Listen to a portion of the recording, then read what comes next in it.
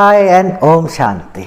Now we are talking about what is a KP astrology and what are the difference between Vedic astrology and KP astrology as it is as well KP astrology and Vedic astrology. And so what is the difference and major difference between KP astrology and Vedic astrology? So first we start with Vedic astrology. We already share all detail about Vedic astrology, and now what is the KP astrology? So KP astrology is the astrology which introduced to us by Professor K.S. Krishnamurti.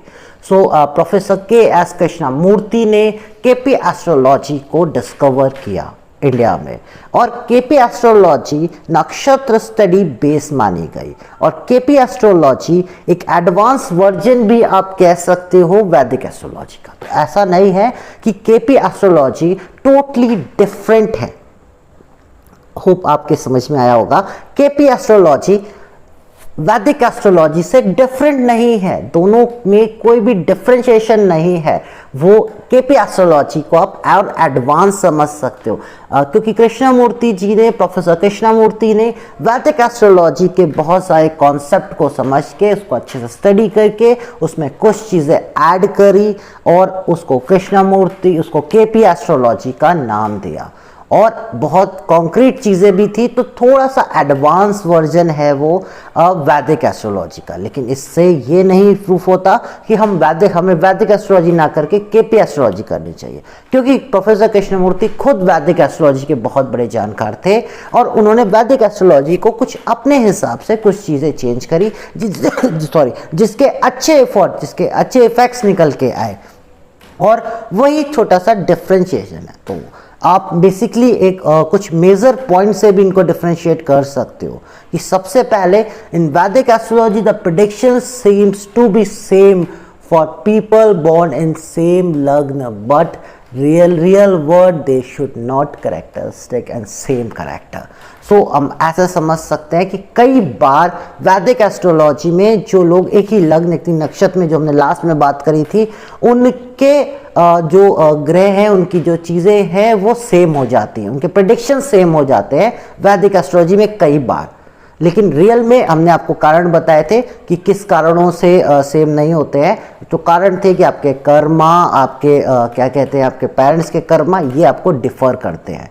सो ये बहुत हद तक वैदिक astrology में clear नहीं था, तो इसको काफ़ी हद तक क्लियर किया केपी प्रेडिक्शंस में।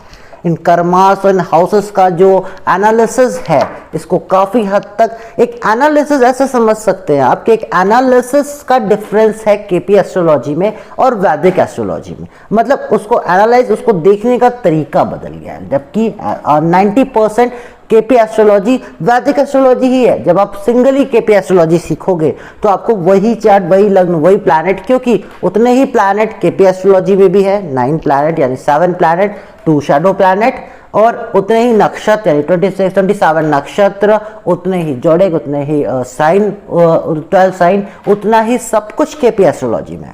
तो आप ऐसे भी कह सकते हैं कंक्लूजन में कि 90% केपी एस्ट्रोलॉजी वैदिक एस्ट्रोलॉजी ही है। सिर्फ उसके कैलकुलेशन करने का तरीका, उसके भावों को समझने का तरीका और उससे प्रेडिक्शन करने का तरीका चेंज है और एडवांस है वैदिक एस्ट्रोलॉजी से। तो इस रीजन से मैं इसको एक एडवांस फॉर्म मानता हूँ वैदिक एस्ट्रोलॉजी को, वैदिक एस्ट्रोलॉजी की एडवांस फॉर्म मानता हूँ केपी एस्ट्रोलॉजी को।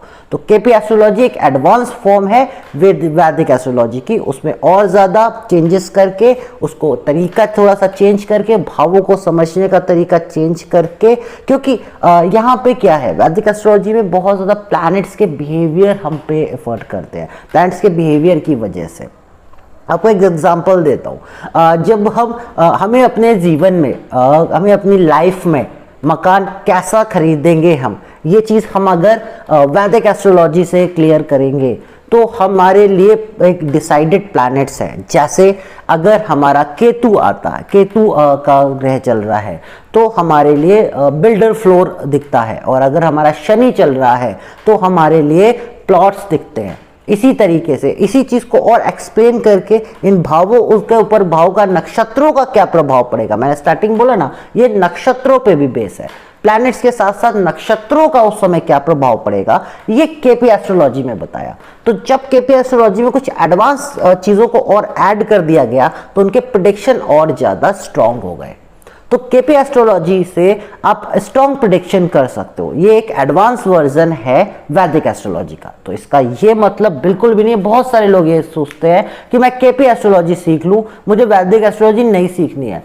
तो ये चीज़ तो आप एकदम ही भूल जाइए कि अगर आप केपी एस्ट्रोलॉजी सीख रहे हैं तो आप वैदिक ऑलरेडी ही सीख रहे हैं, आप वैदिक एस्ट्रोलॉजी ऑलरेडी सीख रहे हैं। क्योंकि बेसिक आप ऐसे समझ सकते हो कि नर्सरी से 10+2 की जो स्टडी है वो सेम है, लेकिन हमारी जो टेक्निकल चीज़ें शुरू होती हैं 10+2 के बाद, हमारा जो बीटेक आईटी इस तरह की चीज़ शुरू होती है, वो चीज़ वहाँ के कॉन्सेप्ट चेंज हो गए हैं केपी एस्ट्रोलॉजी में, लेकिन बेस वही है वैदिक एस्ट्रोलॉजी।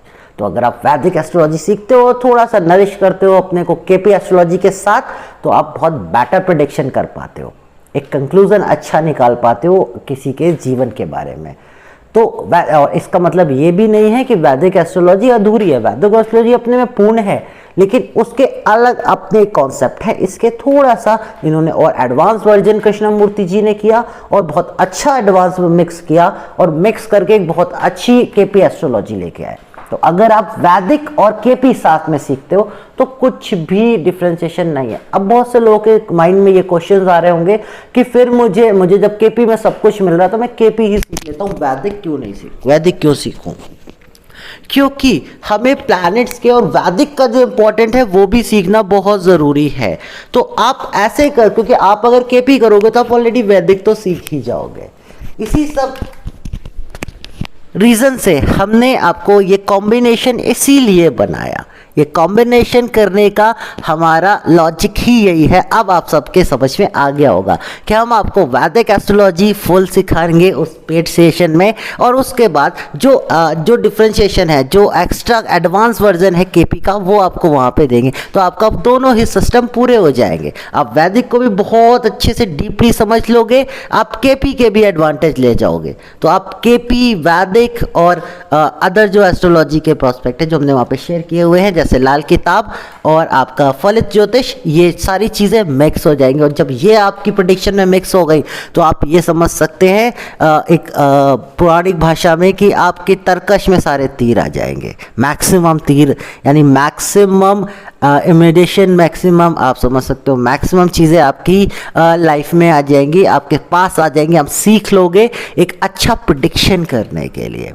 जैसे मेरा जो बैकग्राउंड है, मेरे ग्रैंडफादर एस्ट्रोलॉजिस्ट थे जो वैदिक एस्ट्रोलॉजी में डील करते थे। मैंने उनसे बचपन से, उन्होंने मुझे एस्ट्रोलॉजी सिखाई, तो मैंने बचपन से एस्ट्रोलॉजी सीखी, फिर एडवांस वर्जन केपी समझा, फिर लाल किताब को समझा। तो मेरा बेस बहुत अच्छा मजबूत था वैदिक में, इसलिए मेरे को वैदिक के बाद ये कॉन्सेप्ट समझने में बहुत ज़्यादा प्रॉब्लम नहीं आई। तो इसी तरीके से, और यही अगर मैं केपी के साथ शुरू करूँ और वैदिक को ना समझूं तो थोड़ा सा इशू आता है। और हमारे पास यानी सारे हथियार होने चाहिए। तो अगर हम अपने किसी क्लाइंट या किसी घर वाले या किसी अपने लिए प्रेडिक्शन कर रहे हैं और रेमेडीज़ निकालनी है, तो स्टोन और उस पर ना डिपेंड करके हम लाल किताब को डिपेंड कर देंगे। तो अभी हम अपने नेक्स्ट कंक्लूजन वीडियो में आपको हर एक चीज़ बहुत अच्छे से समझा देंगे कि कैसे आपको क्या क्या क्यों सीखना चाहिए। होप आपके ये डिफरेंस समझ में आया होगा। तो आज के बाद ये डाउट, अगर आप एडवांस वर्जन करो या नहीं करो वो आपकी मर्जी है, आपके कर्मा है, लेकिन आपका इस वर्कशॉप में आए तो मेरा जो कर्तव्य था, मेरा जो कर्मा था, वो आपको ये क्लियर करने का था कि ये डिफरेंस है, ताकि आप फ्यूचर में आपके दिमाग में ये डाउट ना रह जाए कि केपी बेटर है या वैदिक बेटर है, या मैं सिर्फ केपी कर सकता हूँ या सिर्फ वैदिक कर सकता हूँ। होप आपके ये डिफरेंस समझ में आया होगा। Thank you so much for watching.